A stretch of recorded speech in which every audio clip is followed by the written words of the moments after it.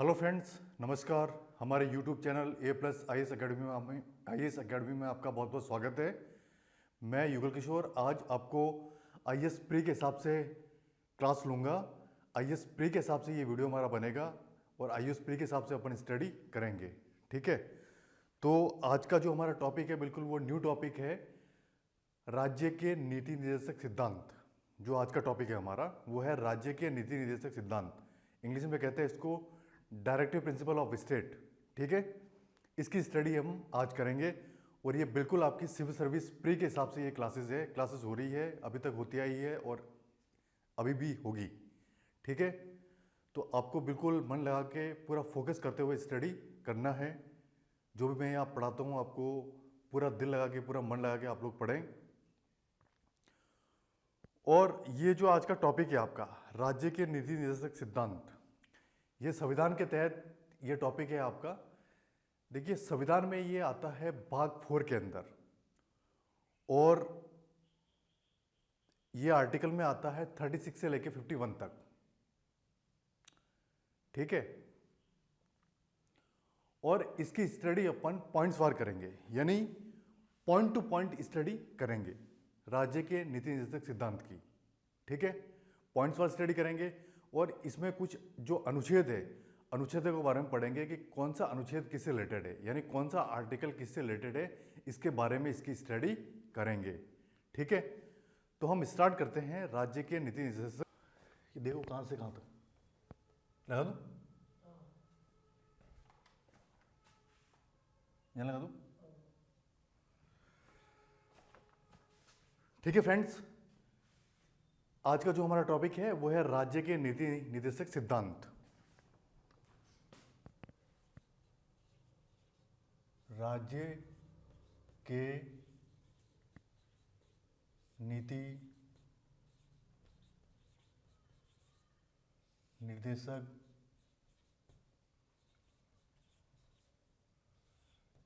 सिद्धांत।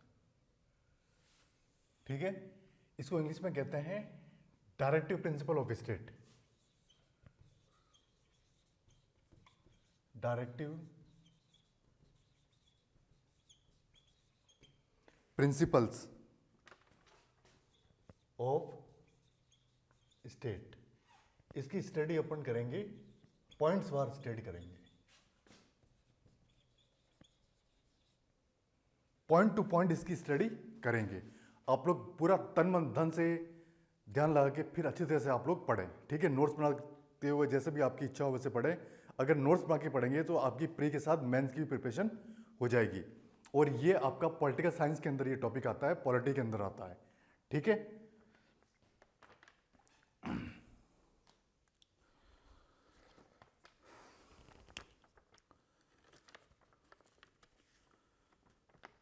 तो इसको अपन पॉइंट टू पॉइंट पढ़ेंगे। तो इसमें जो सबसे पहला पॉइंट है आपका वो है तेज बहादुर सप्र समिति ने तेज बहादुर सप्र समिति,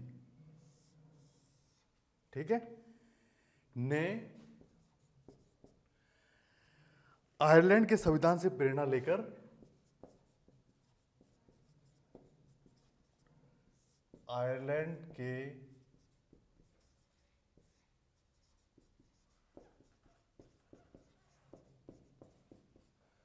संविधान से प्रेरणा लेकर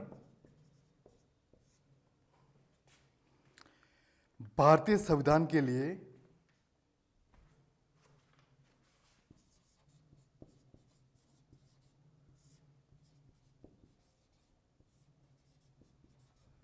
भारतीय संविधान के लिए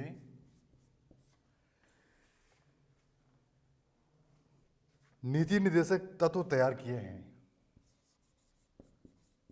नीति निर्देशक तत्व तैयार किए हैं।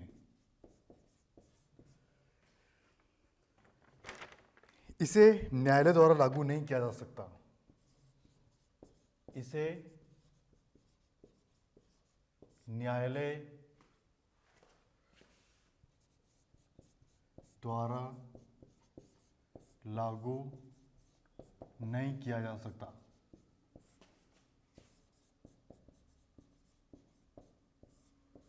क्लियर? अर्थात इसे वैधानिक शक्ति प्राप्त नहीं है। अर्थात इसे वैधानिक शक्ति प्राप्त नहीं है। क्लियर? देखिए, जो आपका सबसे पहला पॉइंट है, राज्य के नीति निर्देशक तत्वों में जो आपका सबसे पहला पॉइंट है, देखिए, जो राज्य के नीति निर्देशक तत्व है उसमें जो सबसे पहला आपका पॉइंट है, पहला पॉइंट क्या है कि तेज बहादुर सप्र समिति, हर संविधान में समिति होती है, तो इसमें भी एक समिति है तेज बहादुर सप्र समिति। उसने क्या कहा, आयरलैंड के संविधान से, हर देश के संविधान से कुछ ना कुछ पार्ट लेके भारत के संविधान को बनाया गया है, तो वैसे ही आयरलैंड के संविधान से कुछ पार्ट लिया हमने और हमारे संविधान में उसको ऐड किया। ठीक है, आयरलैंड के संविधान से प्रेरणा लेकर भारतीय संविधान के लिए नीति निर्देशक तत्व तैयार किए गए, यानी आयरलैंड के संविधान से मोटिवेट होकर हमने हमारे संविधान में ऐड करके नीति निर्देशक तत्व तैयार किए हैं।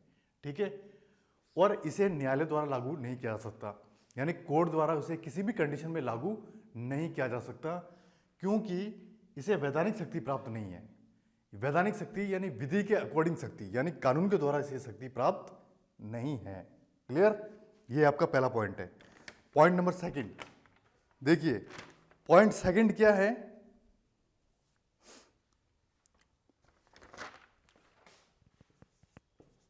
यार इसमें शायद और भरनी पड़ेगी। नीति निर्देशक तत्वों के संबंध में नीति निर्देशक तत्वों के संबंध में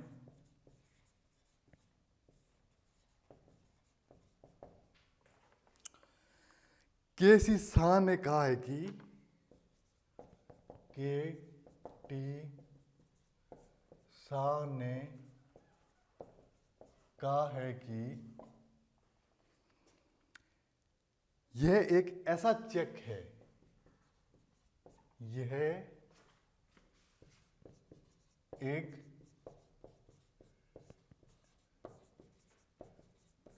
ऐसा चेक है जिसका भुगतान बैंक की इच्छा पर छोड़ दिया गया है।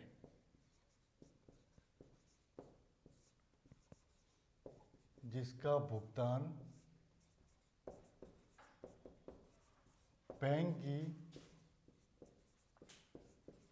इच्छा पर छोड़ दिया गया है। क्लियर?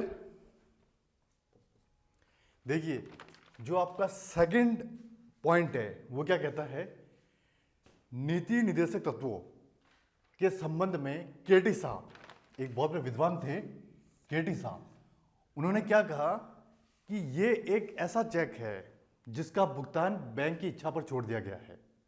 ठीक है, और किस पॉइंट ऑफ व्यू के आधार पर कहा है, नीति निर्देशक तत्वों के पॉइंट ऑफ व्यू के आधार पर कहा है कि ये एक ऐसा चेक है जिसका भुगतान बैंक की इच्छा पर छोड़ दिया गया है। ठीक है, नेक्स्ट आपका अगला पॉइंट है, पॉइंट नंबर थर्ड, भारतीय संविधान के भाग 4 के अनुच्छेद भारतीय संविधान के भाग 4 के अनुच्छेद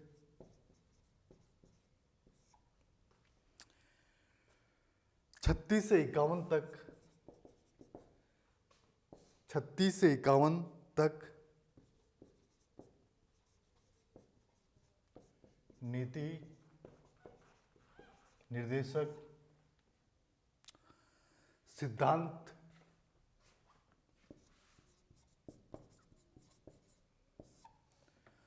46वें संविधान संशोधन द्वारा वर्णित किए गए हैं।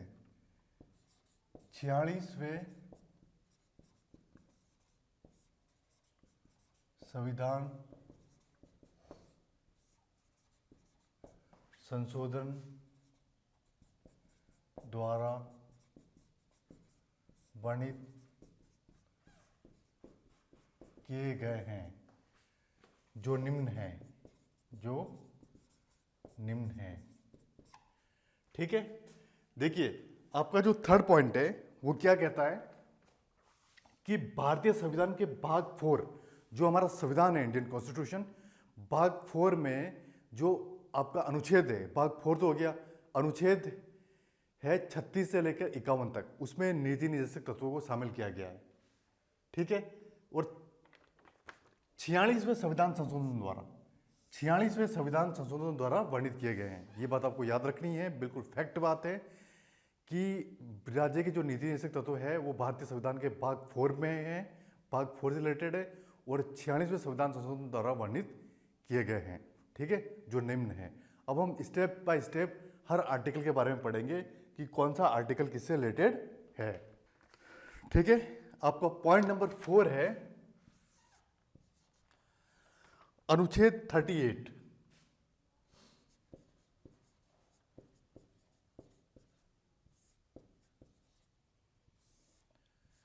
यानी संविधान में आर्टिकल 38 की क्या प्रावधान है, 38 आर्टिकल क्या कहता है, 38 आर्टिकल में क्या मैटर इन्वॉल्व किया गया है, उसकी स्टडी अपन यहां करेंगे। ठीक है, तो इसमें क्या है, राज्य का यह दायित्व बनाया गया है कि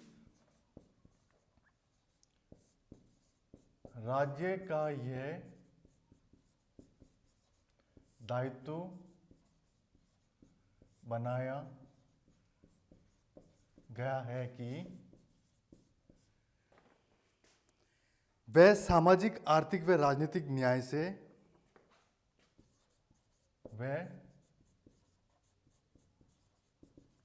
सामाजिक,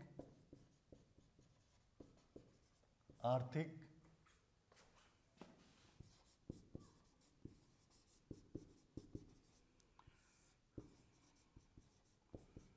राजनीतिक न्याय से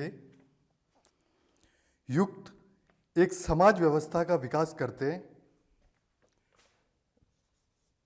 न्याय से युक्त एक समाज व्यवस्था का विकास करते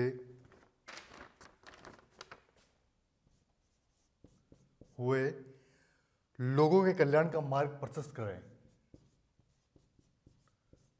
लोगों के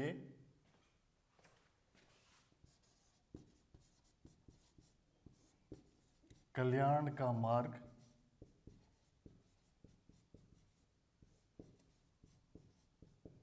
प्रशस्त करें। ठीक है, क्लियर। देखिए जो चौथा पॉइंट है आपका, पॉइंट नंबर 4, उसमें क्या है, आर्टिकल 38 है।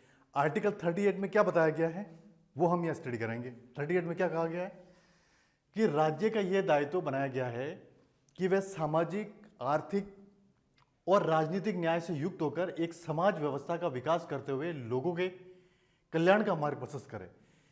यानी सामाजिक, आर्थिक और राजनीतिक मार्ग प्रशस्त करते हुए लोगों का कल्याण करना है, ये इस आर्टिकल में बताया गया है। यानी हमें लोगों की भलाई करनी है, लोगों के कल्याण के लिए हमें काम करना है। ठीक है, अब है आपका पॉइंट नंबर 5। ठीक है,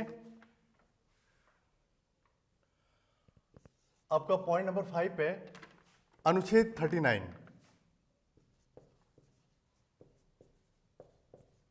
अनुच्छेद 39 देखिए, और अनुच्छेद 39 में क्या मैटर है, अनुच्छेद 39 में क्या मैटर इन्वॉल्व किया गया है भारतीय संविधान में, वो ये है, राज्य लोगों के लिए न्याय प्राप्ति के समान, राज्य लोगों के लिए न्याय प्राप्ति समान अवसर एवं निःशुल्क कानूनी सहायता उपलब्ध कराएं। समान अवसर एवं निःशुल्क कानूनी सहायता उपलब्ध करवाएं। निःशुल्क कानूनी सहायता उपलब्ध कराएं। ठीक है, क्लियर। देखिए आर्टिकल है आपका 39। आर्टिकल 39 में क्या कहा गया है कि राज्य लोगों के लिए न्याय प्राप्ति समान अवसर एवं निःशुल्क कानूनी सहायता उपलब्ध कराएं। मतलब राज्य लोगों के लिए एक तो न्याय के लिए काम करें, एक निःशुल्क कानूनी सहायता उपलब्ध कराएं, यानी किसी प्रकार का कोई चार्ज नहीं लगे। निःशुल्क जो लोग कानून की हेल्प लेना चाहते हैं उनको कानून की सहायता उपलब्ध कराएं। यानी लोगों को जब कानून की आवश्यकता पड़ती है तो वो निःशुल्क कानूनी सहायता उपलब्ध होनी चाहिए, उसके लिए किसी प्रकार का कोई चार्ज नहीं लगना चाहिए। ठीक है, ये इस आर्टिकल में कहा गया है। अब है आर्टिकल 40। नेक्स्ट आपका छठा पॉइंट है, उसमें है अनुच्छेद 40।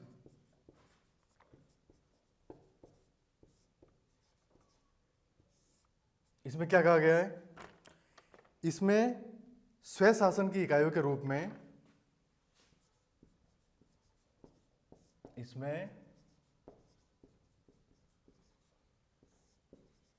स्वयं शासन की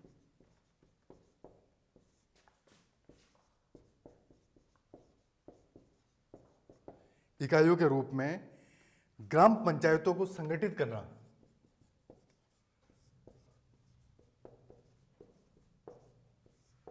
ग्राम पंचायतों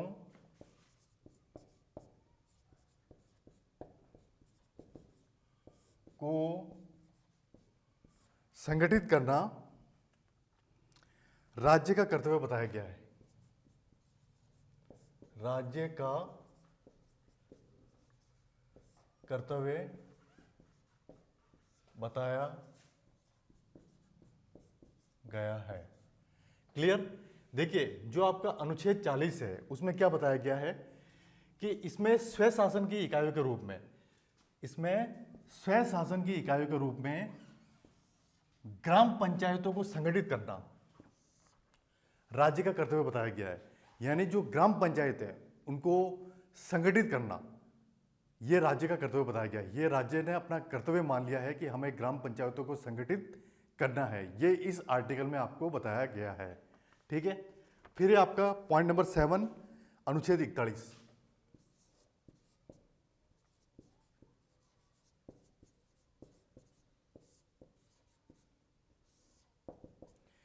देखिए जो भी सिविल सर्विस की प्रिपरेशन कर रहे हैं, जो भी कैंडिडेट कर रहे हैं, उनके लिए ये बहुत ही मोस्ट इंपॉर्टेंट टॉपिक है। ये बहुत ही इंटरेस्टिंग टॉपिक है, तो पूरा फोकस, पूरा मन लगा के आप यहाँ स्टडी करें।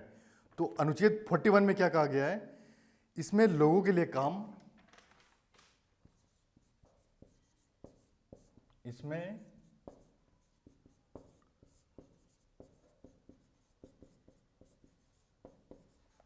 लोगों के लिए काम, पर्याप्त मजदूरी एवं बेरोजगारी,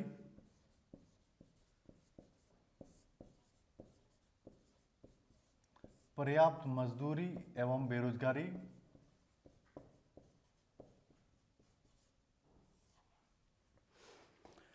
वृद्धावस्था तथा रुग्णता की स्थिति में, वृद्धावस्था तथा रुग्णता की स्थिति में लोक सहायता के अधिकार को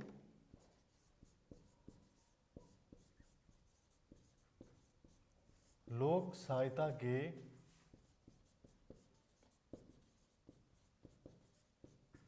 अधिकार को राज्य द्वारा सुनिश्चित करने को निर्देशित किया गया है।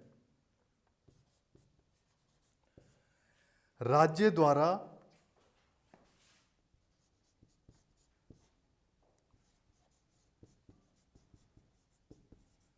सुनिश्चित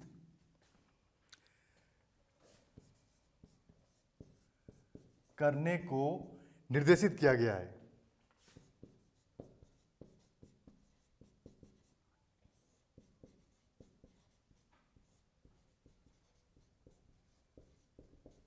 ठीक है, क्लियर।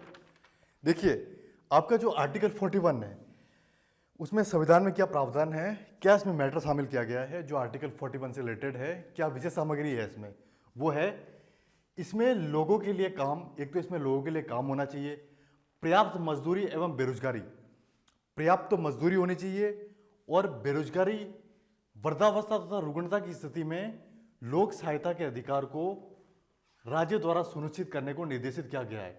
यानी कोई भी आदमी वृद्ध हो गया है, उस समय क्या करना है, लोक सहायता के लिए, उस समय वृद्धावस्था जो वृद्ध लोग हैं उनकी सहायता के लिए जो राज्य है ना, राज्य द्वारा सुनिश्चित करने को निर्देशित किया गया है। यानी बेरोजगार जो लोग हैं, एक तो उनकी सहायता के लिए, और एक वृद्ध लोग हैं उनकी सहायता करने के लिए इस आर्टिकल में निर्देशित किया गया है राज्य को। ठीक है, क्लियर।